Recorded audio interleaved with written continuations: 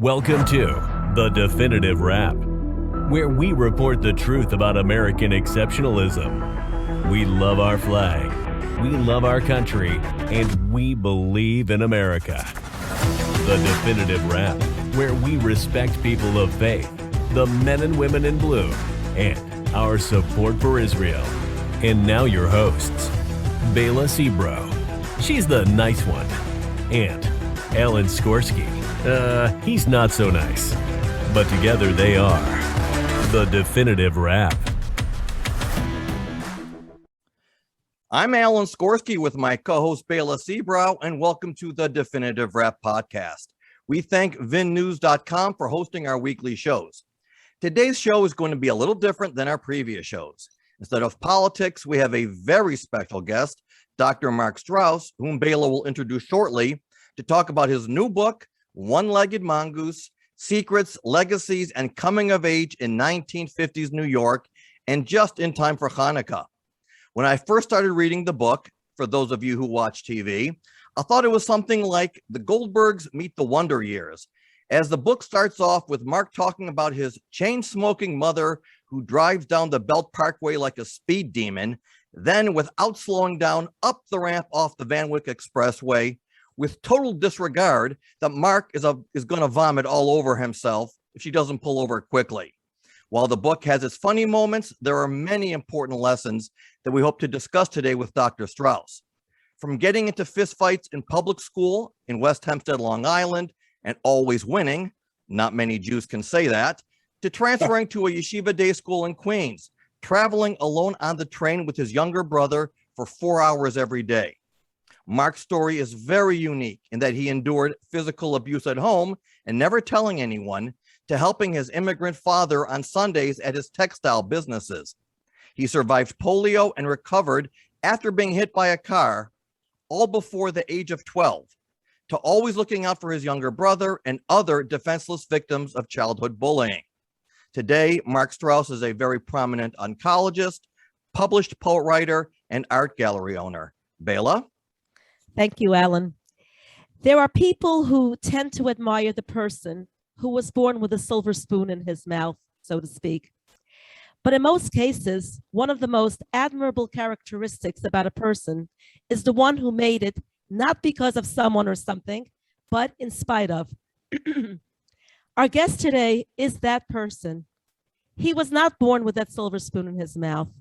He went through trials and tribulations, but he was a very spirited young child and a force to be reckoned with, all while carrying a dark secret. I won't tell the audience too much more because I don't want to give away the interview and the story. This very special individual overcame many challenges, including physical, and rose to become prominent in many fields. The lesson to be learned here is that no matter what path lies before you in your journey of this world, if you are determined to get there, you will get there. Bumpy roads, traffic, even an accident to hold you back. If you want to get there, you will get there. And when you want to get to that place, you will. Readers of this book will surely think about their own journeys. Our guest today was raised in the 1950s to Jewish immigrant parents who were far from treating him with a silver spoon. And instead, he created his own silver spoon all by himself. It gives me tremendous honor to be sitting here and interviewing Marc Straus. Dr. Straus is a writer and medical oncologist who has authored or co-authored some 100 scientific papers and editor of 3 textbooks on lung cancer. Dr. Straus is the author of 4 poetry collections. His poems and stories have appeared in top literary journals, including Plowshares and Kenyon Review. An art collector, he runs the Marc Straus Gallery in New York City. His new book, a memoir, is called One-Legged Mongoose, Secrets, Legacies, and Coming of Age in the 1950s, New York. It is available for purchase on Amazon and other book sites.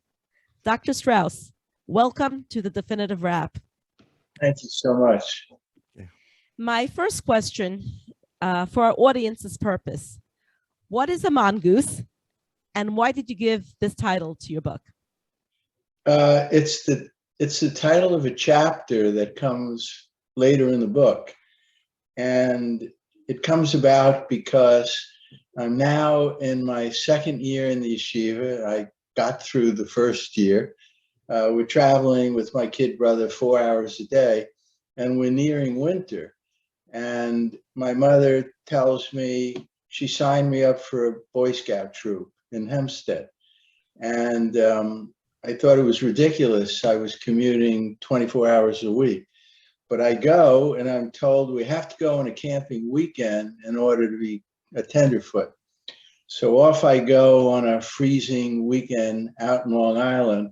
And after we pitch the tent and the campfire, the troop leader tells all the kids, well, we're lucky we were able to come here because the park's been closed for many years because a one-legged mongoose has roamed the park and kills people. And it's half mongoose, half man with one leg. And then he said, but we're troop 300. Let's see if we could find it. And half the kids wanted to puke on the spot.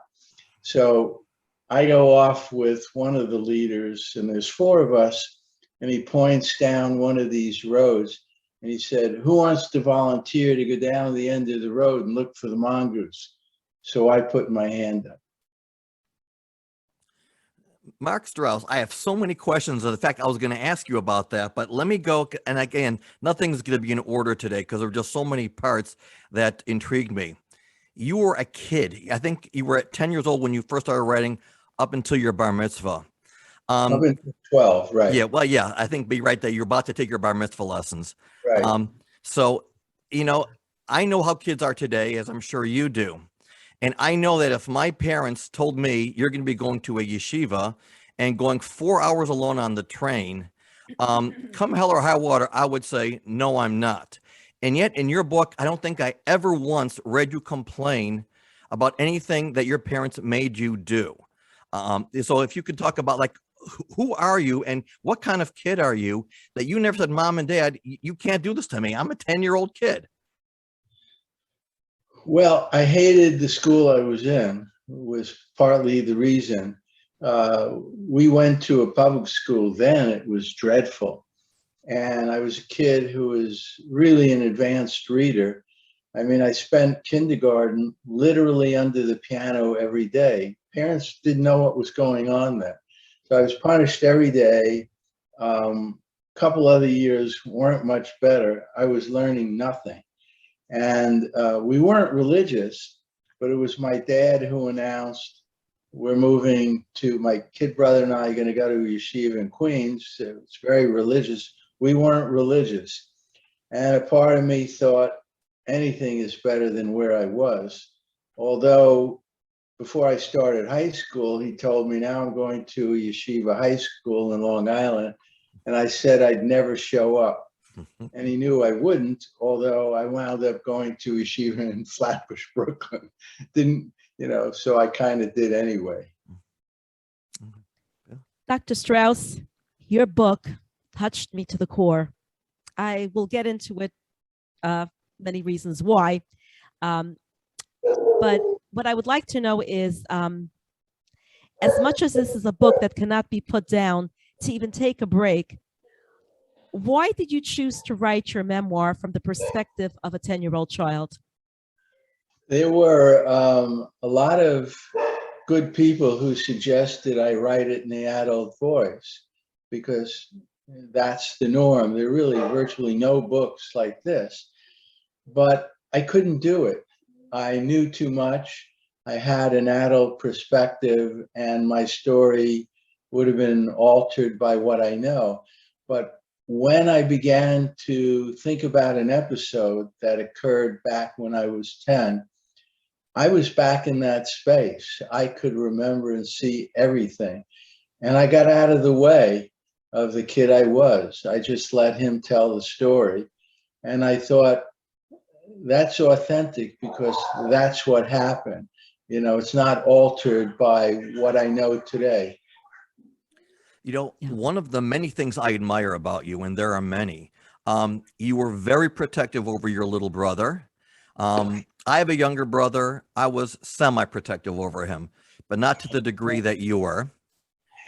And then I know you dedicated your book to him as well. And then you also, in your book, you wrote about a kid named Freddie, who kids taunted and teased in camp. But one of the things that really struck me was when you stood up for your grandmother because of the way your mother was speaking to him. And that I've never seen before. And it seems like at a very young age, you were mature beyond your years. Again, defending a little brother, that's normal in the streets. But you stood up for your grandmother and you got in the middle of two adults. Where does that come from? Is it just a matter of you're just incredibly respectful, you're intuitive? Where does that come from? My mother would get violent, and it would come on sometimes very unexpectedly. My grandma Katie was funny, interesting. She was, she was a woman who had, no anger that I knew, although I asked one of her sons, did you ever get hit? And he said, only with pots and pans. But I thought, well, he didn't seem to think that was so bad. But my mother got fiercely angry at her mother one time, and I knew what my mother was capable of. And I just got right in the middle, wouldn't allow her to go further. For whatever reason, I took what she gave, for too long. And I wouldn't allow her to hit my brother, wouldn't allow her to hit my grandmother. I guess I thought I could take it. And unfortunately, it went on far too long. Right. Dr. Straus, in your book, one can easily see your spirit and inner pain, and how a person can dull their own pain and not feel it. As you wrote, my hands are blurs, left, right, left. Even if I get hit, it will do no good. I won't feel it. You have no chance with someone like me. No chance. Tell me, what was going on in your mind at that time? The way I got through was, I never cried. These things started from before the age of 2. I would stand there, I wouldn't say a word, and very quickly I felt nothing. I absolutely had no pain. So when I got into fist fights, which was very frequent, I don't remember ever getting hit. It's very sad, very interesting. Well, I also believe I needed to work out. I needed to get strong. I needed to be good at fighting. I didn't take it as a given. I was a relentless street fighter.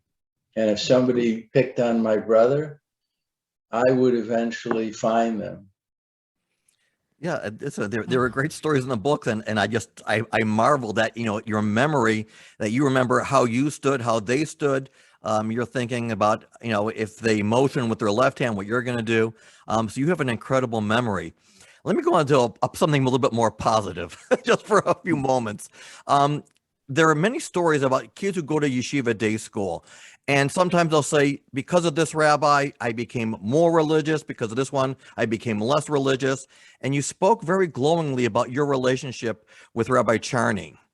And then also one story that I loved was when you were learning Gemara or Talmud, and you asked Rabbi, I think was it Rabbi Rosenstein or Rabbi Rosenberg? Rosenstein. Yeah, and you asked him a question about taking a vow, and he was stumped. And then he went to Rabbi Charney.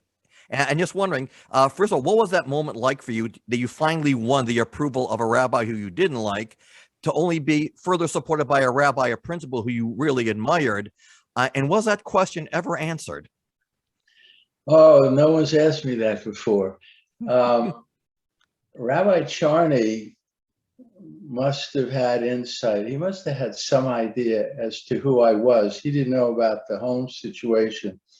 He took me, and I didn't know anything. I mean, I had to catch up a bit. And then quickly we were in Talmud, taught a half a day in Aramaic. And I really had difficulty with the teacher. And finally, and I cut most of the classes. I finally came back one day and I thought of a question. I was just trying to stump him. I was just trying to piss him off. And I asked him this really complicated question. And I thought when he left the class, he was going to go to the principal, have me thrown out. But Rabbi Charney came in and they loved the question they couldn't answer. And then he took it to the rabbinic assembly. They never answered the question. I mean, they were stumped. And I learned so much because they loved that they couldn't answer it, which baffled me. I was just trying to piss them off. Well, and look what came of it. Bela? Yeah. Dr. Straus, I don't mean to get morbid. This is going to be personal for me, and I'm sure for you too. And if you don't want to answer, that's okay. Dr. Straus, it is not just your book that touched me profoundly, which as I must say again, I could not put it down. But your profession as well touched me profoundly too. You are an oncologist specializing in lung cancer. My husband of blessed memory, who never smoked a cigarette in his life, died of lung cancer.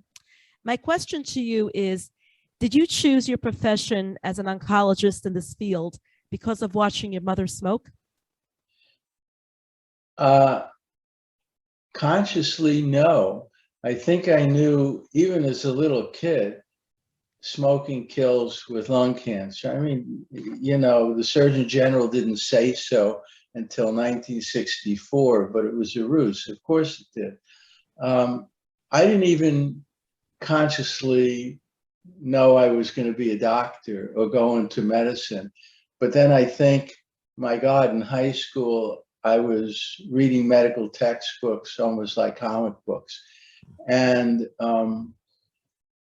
when I was lucky enough to get offered a research fellowship in the National Cancer Institute, my life really changed because cancer medicine was really primitive then. I was going because it was a great 2-year fellowship, but I wasn't thinking, well, I'm going to go into this.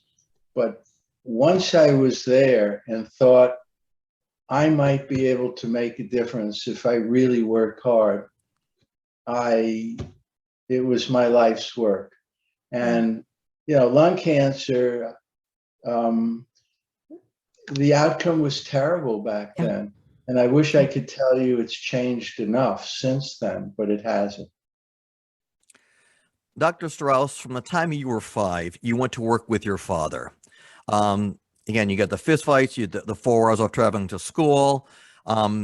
You work with your dad, as I mentioned earlier. You went to camp, you cut your eye, you traveled 2 hours back to a hospital, you got hit by a car. And you know how kids are today versus how you were growing up. And I was like the next generation because I was born in '62. And I know that every generation, kids become more and more a sense of entitlement. Did you ever have that conversation with your kids? When I was a kid, I had to do X, Y, and Z, and you guys have it too good. Or were your kids more grounded? Or did you just say, you know what, that's how life was back then, and this is how life is today, and no use in trying to tell them how it was in the old days? Well, I think I didn't. And now I'm over my son's house today, and I'm with a couple of his kids.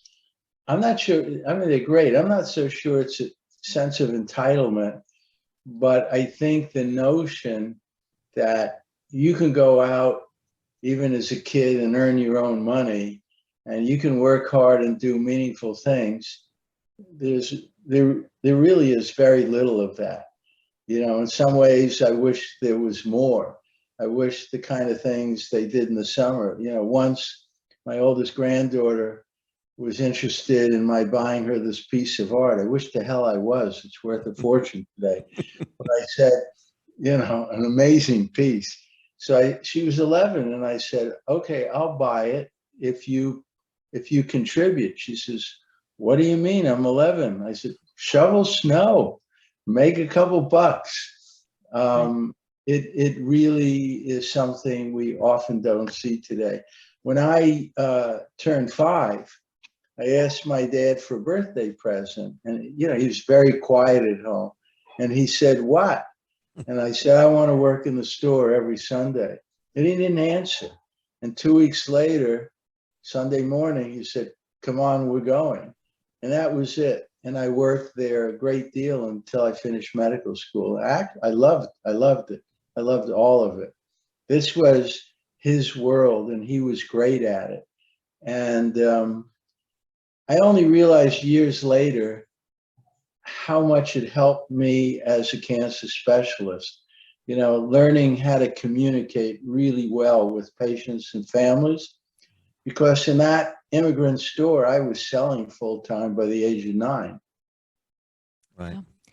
Dr. Straus, your book, as you know, as I keep repeating, that touched me. And I was crying when I read this passage, amongst other passages, but this passage in particular. As she raises the strap even higher, I face her stiffly. I have never turned away. I can't recall crying, and I won't cry today. Child abuse is quite prevalent in all circles and societies. What would you tell children enduring abuse today? I wish children could tell other people, but you know, it's nearly impossible. I didn't tell anyone. Only Why is that? because you don't. I mean, I once, when I was 5 and I really endured a horrible beating, I told my mother I was going to tell my father. It was odd. She pleaded with me not to. And I told her finally, well, I won't tell him, but I'm never going to forget. When we see these Penn State athletes, when we see these women gymnasts, and these horrible stories, I mean, Penn State kids were college students, and probably most of them never told anybody because there's a kind of shame in being a victim. And in our family, I also thought I could endure it. You know, my siblings couldn't endure it. And I would find a way to get past it. I could do this. I'll get past it. And I always had in my mind, it's going to end. You know, I wanted to make it end, and I didn't know how for the longest time. But the system has to find a better way to intervene much earlier. I mean, even though there's child services today, and if, you know, my mother did this and it was known, well, we'd probably be pulled out of the house. And we didn't have such a thing then, but I didn't want that. I didn't want my siblings, you know, not to have the family. Right. Yeah. You know, there were times though in the book where you had positive experiences with your mother. When you cut your eye and you came home by yourself, when you got hit by the car and she came to visit you, when you played Scrabble together. And I'm wondering, during those times, did you say to yourself, you know, my mom is a pretty cool lady. She does love me after all. Were you able to maybe say, you know what, maybe that was in the past, but I see now I can bond with her? Did that ever play into your mind when the good times were happening? I think I always realized she was complicated, and there always was good and bad. I never thought one offset the other. I just couldn't understand why I hadn't stopped it when I could have, why I didn't run out the door when I could have, until I finally stopped it. But she was a brilliant woman. I mean, back when we lived in West Hempstead and she was president of Hadassah, I mean, she was a force. If she decided to raise money, she was going to do it.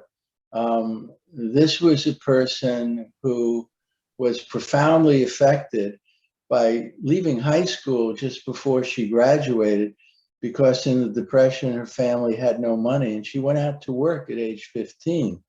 She could have likely been one of the great pianists in the world, and she gave it up. I know when she began to see the accomplishments of her granddaughters, and now she could see her great granddaughters, what they've done and what they're capable of. She was capable of all of it.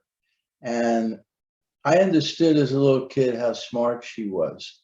And I understood that if I needed protection against other things, you didn't mess with her. Mm-hmm. Yeah, I was once, I was 5 once, and my mother warned the Hebrew school teacher locally, Mark starting that next year. And she said, he has to wait 3 more years. She says, no, he's starting next year. And she said to my mother, well, you know, he's not a bright kid. And my mother said, then you're a really stupid woman. You know? But she was complicated, like most people. Bela?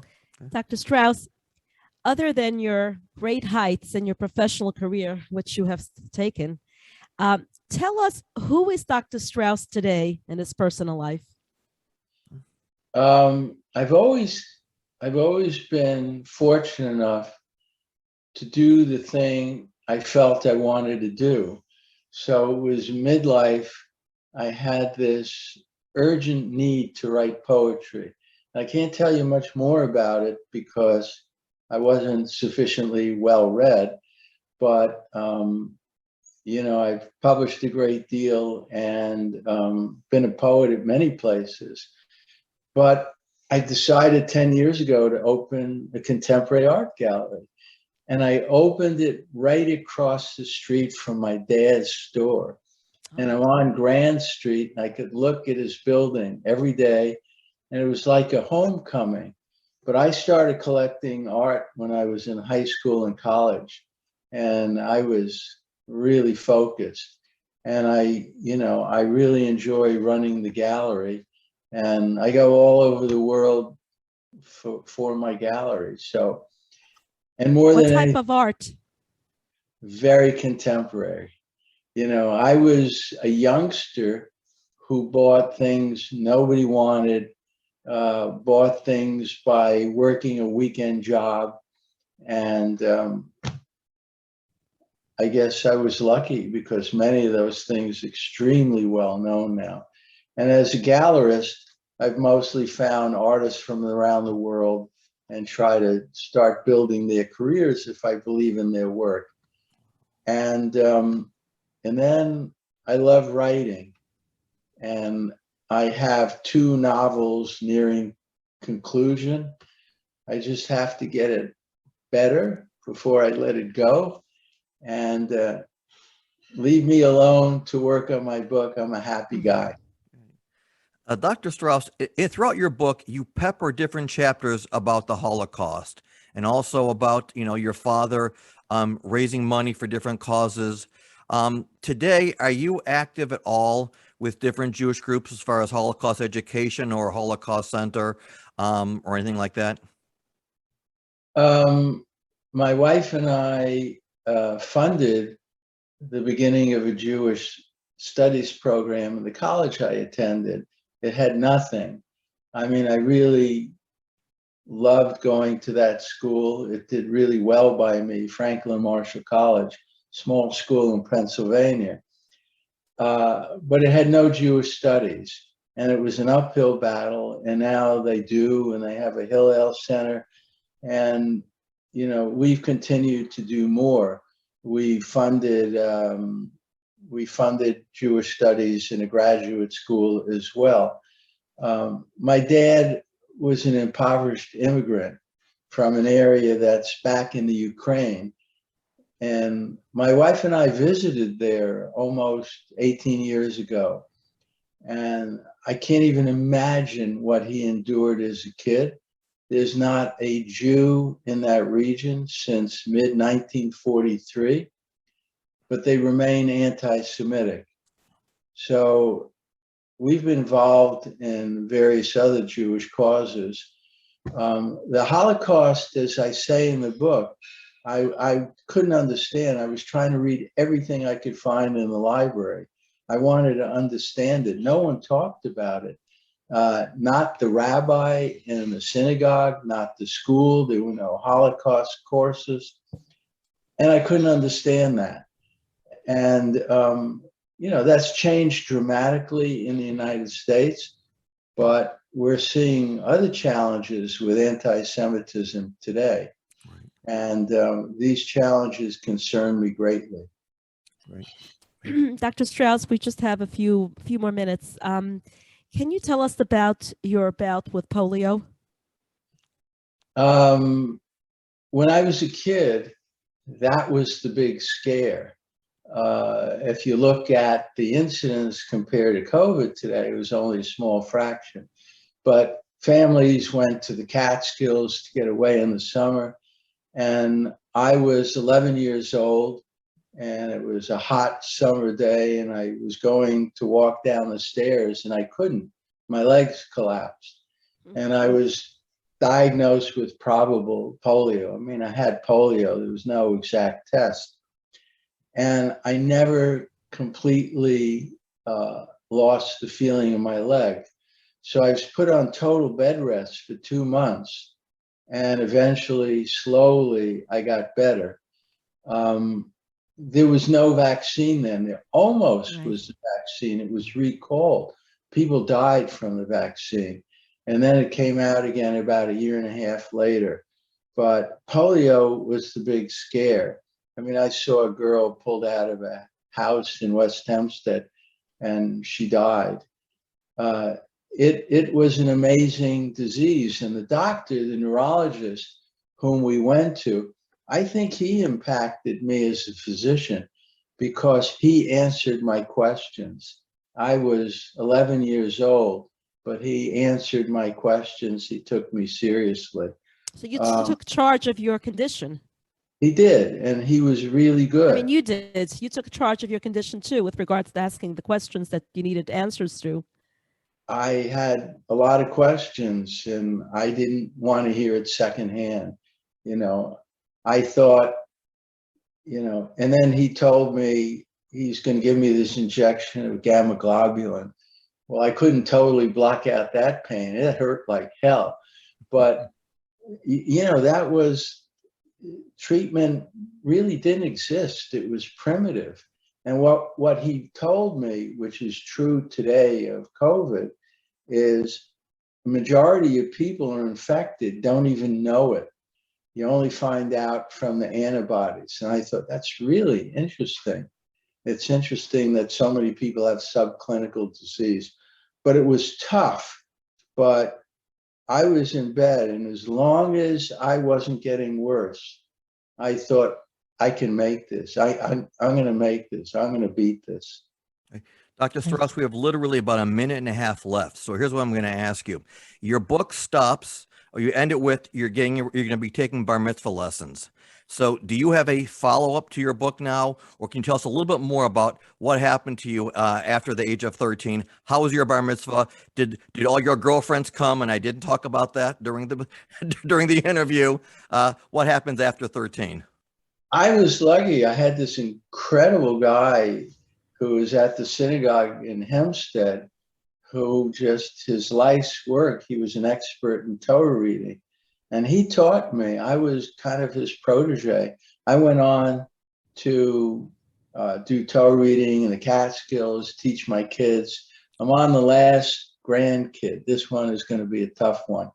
And then my dad announced for high school, I'm going to Yeshiva high school. So I negotiated and said, if Flatbush takes me, I'm going to go, because I thought they wouldn't. Well, there you go. They took me. But I walked into first day, 9th grade in Yeshiva Flatbush, and I saw this girl on the other side of the room, and I made sure to sit down next to her. She's in the next room now. Married the girl I sat next to, whose grandfather was a famous rabbi and founder of Yeshiva University. And I still wasn't religious, but I married this very religious, fabulous girl. Wonderful. God bless you. Bela, Yeah. wrap it up. Dr. Straus, thank you for joining us today on the Definitive Wrap. Thank you to vinnews.com for hosting our show, and thank you to our audience for tuning in.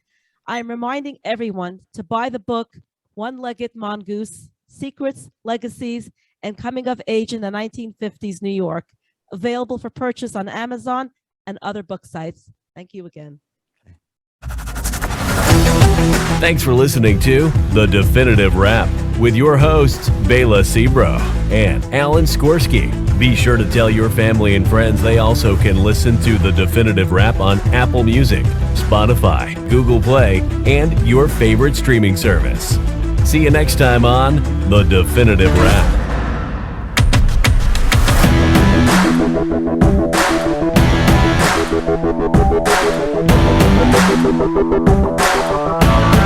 Thank you.